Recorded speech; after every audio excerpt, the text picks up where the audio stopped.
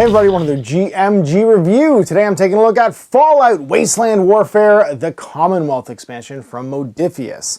Now, this expansion book follows along with the Mojave one, taking you to New Vegas, where it basically gives you a full campaign setting for your Fallout Wasteland Warfare games, as well as, and this is the kind of like reveal, modern updated cards for everything. So even if you have cards for things like the survivors, the robots and stuff like that you were able to get early on, they will give you cards for those miniatures. So things like your items you can find, your weapons and gear, anything that's in the the equipment tables can be found in here. Skill cards, locksmith, blitzer, huntsman, and then all of the cool new Commonwealth miniatures like Swan, the Brahmin, and then everything from the new gunner miniatures through the Disciples of the Atom, and of course the Yao Guy, all of the Deathclaw stuff, Grognak and the glowing Yao Guy, giving you cards that you might not already have that are specific to, of course, the Commonwealth. So these are all ready to punch basically, they're all pre-punched, and you can just take them out and sleeve them. And then the expansion itself is a campaign setting book. So what are you gonna have in here? You're going to have the rules for playing in the Commonwealth, so all of the search tables for like the terrain, rules for exploding cars, radiation, like in the glowing sea, turrets and fixed defection, the different region rules for the various regions of the Commonwealth. Then a beautiful gallery of all the new color models, a hobby guide on building and painting, strategy guides for playing all the different factions, and then some scenarios. You get 7 scenarios here, sorry, 6 scenarios to play through, and a complete card list for this specific setting. You also get achievements, which I think is neat.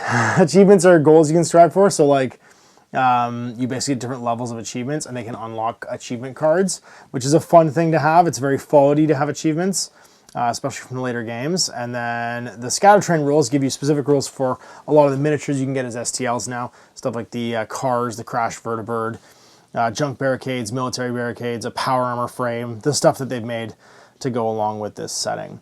All the containers, so wherever you are basically, what kind of like container it is, what you could find inside. So like an Edotronic will have potentially you roll D20, a random danger card, a Gen 1 synth override, a cram, sugar bombs, Nuka-Cola, Nuka-Cherry, potatoes and water, guan on a stick, or the player's choice. You can find all kinds of cool stuff in different kinds of containers. A suitcase might have a random stranger card, shows up looking for it. A tire iron, a gas mask, glasses, a cap stash, a gold-plated flip lighter, and Jangles the Moon Monkey. It's all kinds of stuff. This is really cool. I love the idea of not just having a deck of cards, but having like curated decks or curated things for the different container types. Because that was always sort of the thing in Fallout. You knew if you looked in like an ammo crate, you're going to find ammo. You knew if you're going to look in certain types of containers, you would find certain types of things. Like a food bag would have certain types of food in it. Rules for cars, whether or not the reactor's still going, so if it melts down or lights on fire. Radiation barrels. All the rules for the turrets that you can build, of course, because base building in Fallout 4, where the Commonwealth is basically featured, gives you all kinds of defenses for your homes, all the miniatures. I have a bunch of these I need to paint up still, but I have a bunch I have painted up already, actually, the fridges and stuff in particular, the Crash Vertibird, and all the objective markers, which I think are great. I love these. I actually don't have these, but these are very cool. And I like these two, the workbenches. I don't have them either. I have the original stuff. I don't have some of the newer stuff that came out. But that's very cool that you can get the workbenches and the wrecked synth and stuff just to theme things. I do have a bunch of these, so how you search like computers and things. I don't have obviously the teleporter or the crash space shuttle, although those are also excellent. And then region rules. So how to curate your deck based on where you are. So if you're in like the Commonwealth Wasteland, you'd roll in the different item decks to use, or the event deck, danger deck, creature deck, or stranger deck. So you'd roll these. So you don't actually have to make a deck if you don't want either. You can just roll the die and then look up what you might have. Downtown Boston, the suburbs, a raider den, super mutant camp, or an abandoned factory. So I like that you get different things based on where you are. And it means that when you play a scenario, you can set it in different places and have it be sort of like themed basically on what you can find. The glowing sea, the non-functioning vault or red rocket station, a pre-war like military checkpoint, and then some of the new minis. So the railroad, I think Jay took, no, I have the railroad. Jay took the gunners. So yeah, Jay's gonna paint up the gunners, I'm gonna paint up the railroad. I love that all the characters are in here. And the gunners are rad because they have this big mammoth gem in his old power armor. The mercenary hit the gunners. I like this guy's just wearing a power armor frame too, ready to punch you. So he's like a pugilist that's just wearing a frame. And the Children of the Atom, I got these guys to paint up as well.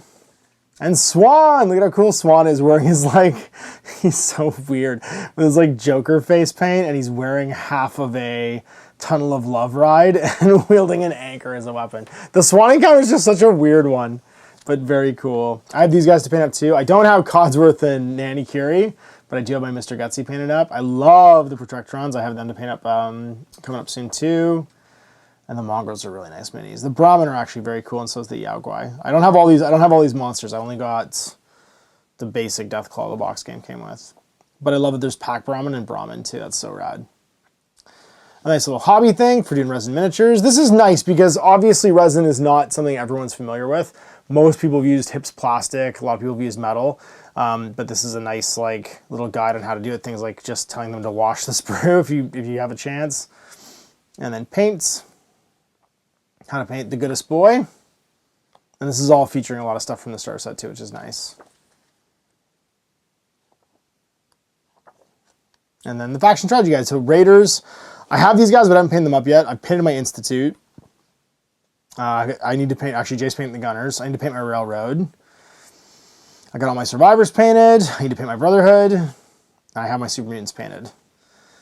And then Home on the Radioactive Range, you get a 6-game with AI settings scenario guide. And what's cool is they also give you a curated dangers, strangers, creatures, events, and items. So you don't use the whole deck, you just put these in and shuffle them.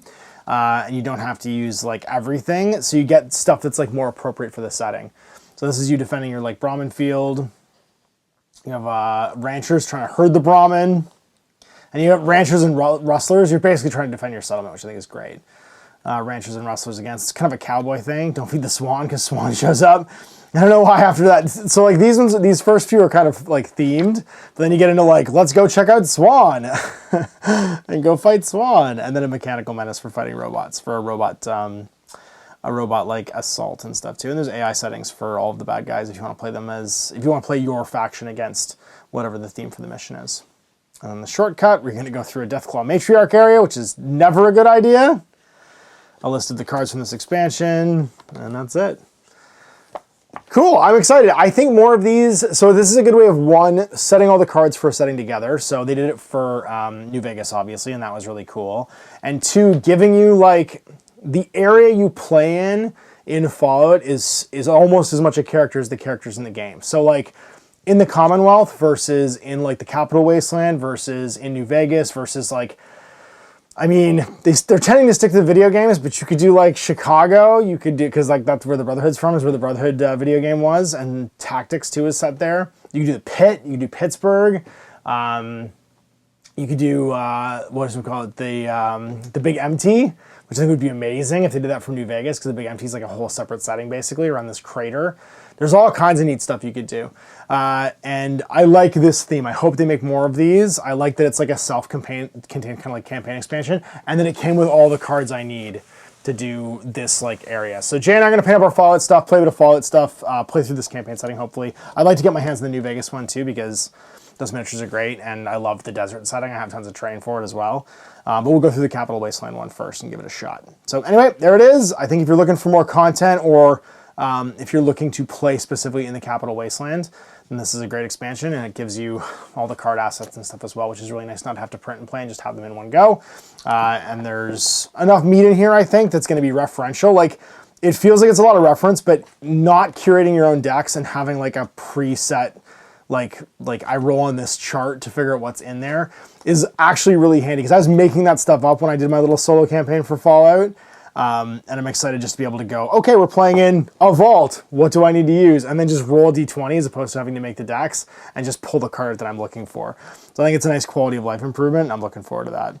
And then the color section stuff is just nice. It's just nice to have. So you're kind of buying it for the cards and the tables, and the scenarios and stuff are just like, they're like bonus content that you want to run through. So think of it as like a campaign setting expansion. Like if you bought like a D&D campaign book, it would be kind of the same idea, and you get all the assets you need to play with it as well. So anyway, there you go. The Commonwealth expansion for Fallout Wasteland Warfare.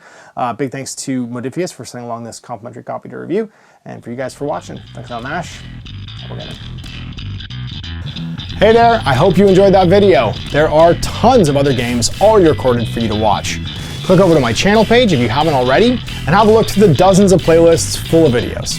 I guarantee you'll discover a game you haven't seen played before. I put out new videos 7 days a week, and every day is themed to a different genre as I continue to explore the wider world of gaming. Of course, none of that's possible without you, the viewer, so click a like and subscribe if you'd like to stay on top of what's happening here daily. My 2 kids and I are massively grateful to be able to have the flexibility of this job so I can always maximize my time with them. If you want to support me continuing to put out this content, it's only possible because of my amazing backers on Patreon who support the studio, equipment, and model cost, as well as being how I make the bulk of my living. You can also help out by buying a t-shirt through Spreadshirt, a measuring gauge or widget from Death Ray Designs, or buying one of my games and supplements like Last Days, Gamma Wolves, and Blaster. As a way of showing my appreciation, patrons get early access to new games and supplements that I write throughout the course of the year. Huge thanks for watching, it really does help out, and happy gaming.